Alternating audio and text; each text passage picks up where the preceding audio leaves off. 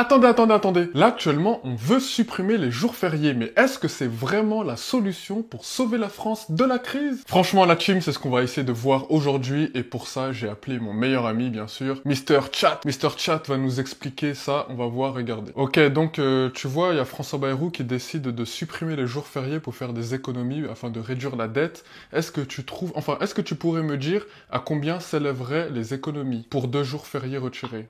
Estimation, si on retirait 2 jours fériés, on économiserait autour de 4,2 milliards d'euros par an. C'est ce qui circule, même si apparemment c'est assez impopulaire comme idée. 4,2 milliards d'euros, tu peux me dire combien ça représente par rapport à la fraude fiscale?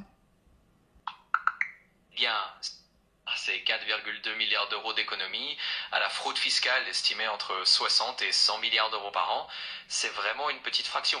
En gros, c'est comme une petite goutte d'eau par rapport à l'ampleur de la fraude fiscale. Ok, donc on est bien témoin que forcer les Français à travailler plus alors que justement on peut réduire la fraude fiscale, ça ne sert à rien.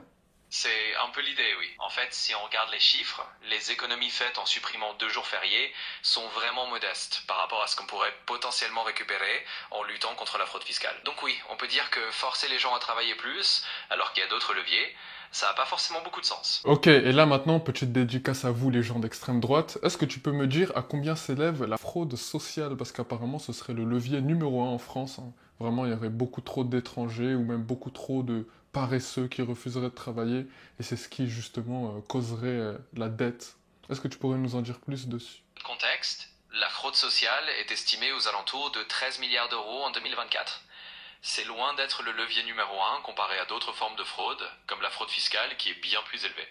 Donc non, c'est pas ce qui cause principalement la dette, contrairement à ce que certains peuvent dire. Donc, vous avez bien vu, désormais vous savez tout, et c'est pas moi qui le dis, c'est ChatGPT la team. Donc maintenant peut-être que ChatGPT est de gauche ou d'extrême gauche, ou peut-être même que ChatGPT vote LFI, on sait pas.